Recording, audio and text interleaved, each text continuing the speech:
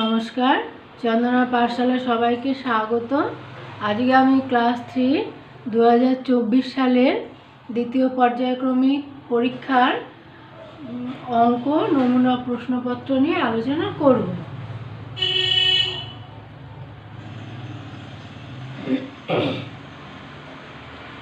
দ্বিতীয় পর্যায়ক্রমিক মূল্যায়ন নমুনাপত্র 2024, তৃতীয় শ্রেণী, বিষয় গণিত, অনুমান 20, সময় 40 মিনিট। 1 নম্বর, সঠিক উত্তরটির পাশে টিক চিহ্ন দাও। হাফ গুণ 10 সমান 5। 1 দুটি ক্রমিক জোড় সংখ্যার অন্তর সর্বদা 0, 2, 4, 1। উত্তরটা হবে 2। হ্যাঁ, এই 2 এর পাশে আমি টিক চিহ্ন দিয়ে দিয়েছি। 2 যে কোনো জোড় সংখ্যার এককের ঘরের সবচেয়ে ছোট অঙ্কটি হলো 0, 2, 1, 8। উত্তরটা হবে 0। হ্যাঁ, এই যে 0 পাশে আমি টিক চিহ্ন দিয়ে দিয়েছি। 3 100 ভাগ 5 ভাগ অঙ্কটির ক্ষেত্রে ভাজক হলো 100, 5, 20, 0। উত্তর হবে 5। 4 আড়াই টাকা হলো 1 টাকা 50 পয়সা, 2 টাকা 50 পয়সা, 2 টাকা 75 পয়সা, 3 টাকা 20 পয়সা। আড়াই টাকা মানে হলো 2 টাকা 50 পয়সা। হ্যাঁ, এই যে 2 টাকা 50 পয়সার পাশে আমি টিক চিহ্ন দিয়ে দিয়েছি। 5 একটি আয়তক্ষেত্র আঁকতে কমপক্ষে সরলরেখাংশ প্রয়োজন 3টি, 2টি, 4টি, 5টি। উত্তরটা হবে 4টি। হ্যাঁ,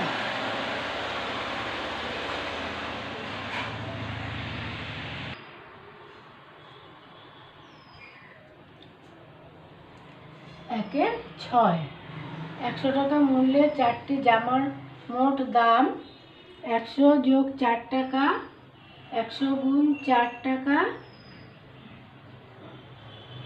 100 বিয়োগ 4 টাকা, 100 ভাগ 4 টাকা। এই উত্তরটা হবে আয়টা 100 গুণ 4 টাকা। কারণ যোগ অঙ্কের সংক্ষিপ্ত রূপ কি? গুণ, তাই জন্য 100 গুণ 4 টাকা এইটা হবে উত্তর। হ্যাঁ, দেখো এই 100 গুণ 4 টাকা সমান এই যে বক্সটার মধ্যে আমি টিক চিহ্ন দিয়ে দিয়েছি। হ্যাঁ, তারপরে দেখো 10টি 8-এর যোগফল 880, 100 না 108। উত্তরটা হবে 80। মানে এইখানেও তাই, যোগ অঙ্কের সংক্ষিপ্ত রূপ হচ্ছে গুণ। 10কে 8 দিয়ে গুণ করলে হয় 8 10 80। হ্যাঁ, তাই 80 উত্তর হবে এটা।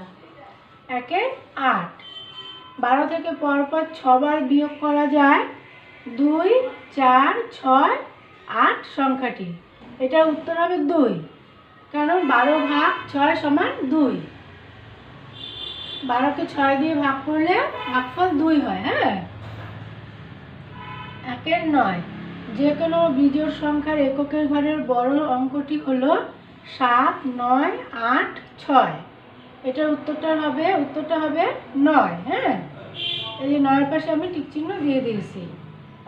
10 ভাজক 3 হলে কখনোই 4, 2, 1, 0 ভাগশেষ থাকতে পারে না। এটার উত্তর হবে 4। দেখো এই 4-এর পাশে যে বক্স আছে, ওই বক্সের পাশে আমি টিক চিহ্ন দিয়ে দিয়েছি। কারণ ভাজকের থেকে ভাগশেষ সবসময় ছোট হয়। আর এখানে 0, 1, 2 ভাজকের থেকে ছোট, একমাত্র 4 ভাজকের থেকে বড়। হ্যাঁ, তাই ভাজক 3 হলে কখনোই 4 ভাগশেষ থাকতে পারে না।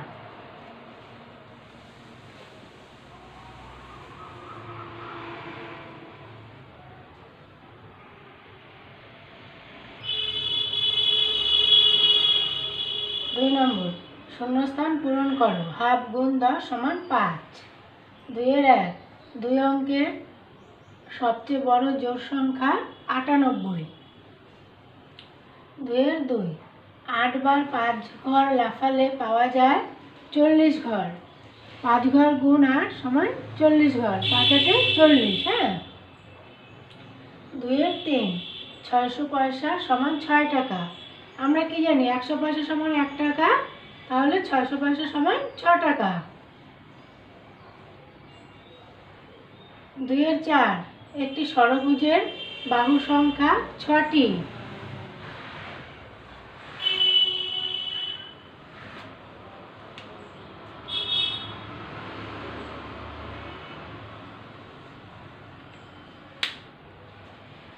2-এর 5, 0 ভাগ 8 সমান 0, ভাগফল 0 হবে। হ্যাঁ, 2-এর 6, 894কে 0 দিয়ে গুণ করলে গুণফল 0 হয়। 2-এর 7, দেশলাই বাক্সের আকৃতি আয়তাকার। 2-এর 8, একটি 100 টাকার নোট খুচরো করলে 20টি 5 টাকার কয়েন পাওয়া যাবে। 5 দিয়ে 100কে ভাগ করলে 20 হবে, তাই এখানে উত্তরটা হবে 20। হ্যাঁ, 2-এর 9, 10 বার 10 যোগ করে 10 দিয়ে ভাগ করলে ভাগফল 10 হবে। 10 বার 10 যোগ করলে আমরা কি জানি, যোগ অঙ্কের সংক্ষিপ্ত রূপ কি, গুণ। তাহলে 10 গুণ 10, তাকে 10 দিয়ে ভাগ করলে, হ্যাঁ, তাহলে 10 গুণ 10 সমান 100 ভাগ 10, আবার 100কে 10 দিয়ে ভাগ করলে 10, 10 10 100। হ্যাঁ, 2-এর 10, 2 অঙ্কের ক্ষুদ্রতম বিজোড় সংখ্যা 11।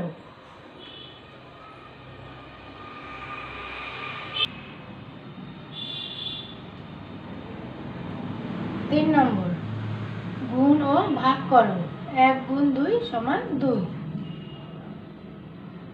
3-এর 1, 143 গুণ 5। গুণ করলে দেখো 5 3 15, 5 হাতে 1, 4 5 20 আর 1 21-এর 1, হাতে 2, 5 1 5 আর 2 7। এই হলো 715। হ্যাঁ, সুতরাং নির্ণয় গুণফল 715। তারপর দেখো ভাগ 3-এর 2, 210 ভাগ 2, এরকম পেতে নিলাম।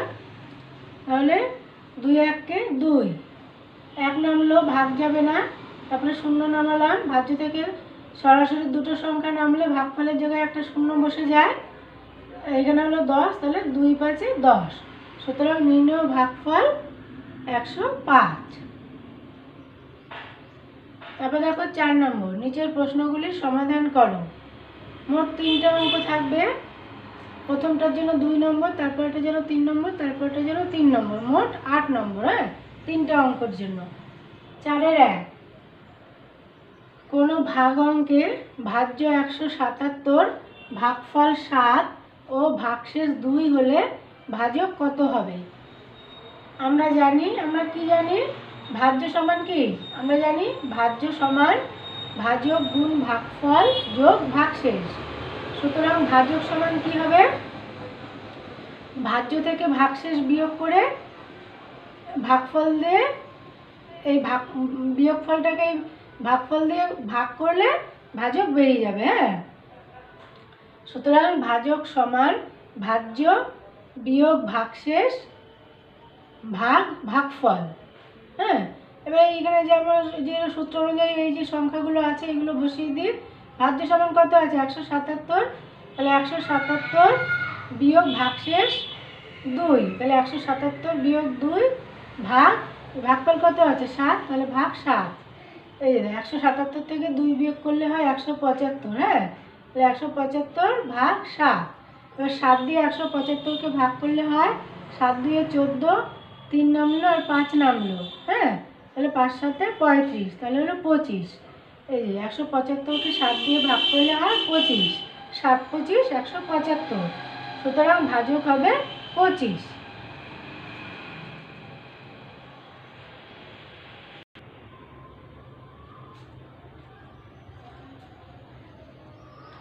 চারের 2, গোপার দাদু গোপাকে 40 টাকা 50 পয়সা দিলেন।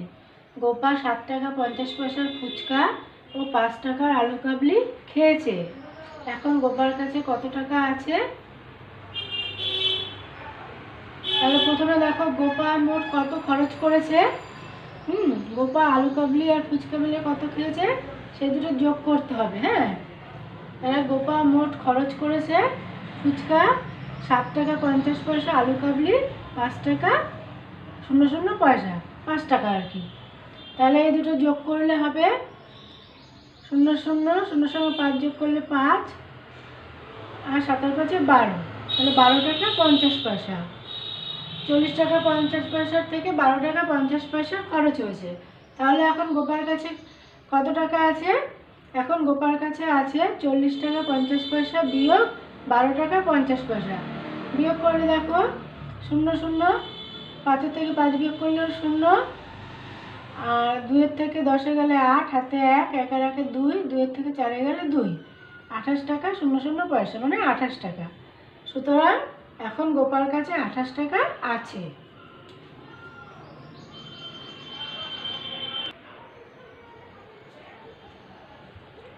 চারের 3, আমাদের বাড়ির পুকুর থেকে 308টি মাছ উঠেছে।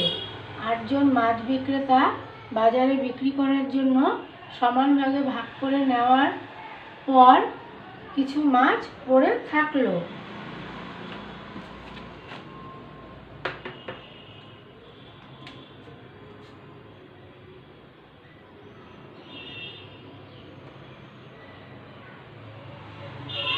প্রত্যেকে কতগুলো মাছ নিল এবং কতগুলো মাছ পড়ে থাকলো। এখানে দেখো সমান ভাগে ভাগ করা আছে, তাহলে বুঝতেই পারছো ভাগ করতে হবে। 8 জন মাছ নেয় 308টি, সুতরাং একজন মাছ নেয় 308 ভাগ 8টি। হ্যাঁ, ভাগটা দেখো রাখে 8 দিয়ে 308কে ভাগ করতে হবে। 8 3 24, 4 থেকে 10 গেলে 6, হাতে 1, 2 আর 1 3, 3 3 মিলে গেল 0, আর 8 নামলো, তাহলে হলো 68। হ্যাঁ, 8 8 64, বিয়োগ করলে 4 থেকে 8 গেলে 4, তাহলে 38টি হলো, 38টি মাছ নিল আর 4টে পড়ে থাকলো। হ্যাঁ, 38টি মাছ নিল এবং 4টি মাছ পড়ে থাকলো। সুতরাং প্রত্যেকে 38টি মাছ নিল এবং 4টি মাছ পড়ে থাকলো। আজকে আমি ক্লাস 3 অঙ্ক প্রশ্নপত্র নিয়ে আলোচনা করলাম। আশা করি তোমাদের কাজে লাগবে। তোমরা সবাই ভালো থেকো, সুস্থ থেকো। টাটা।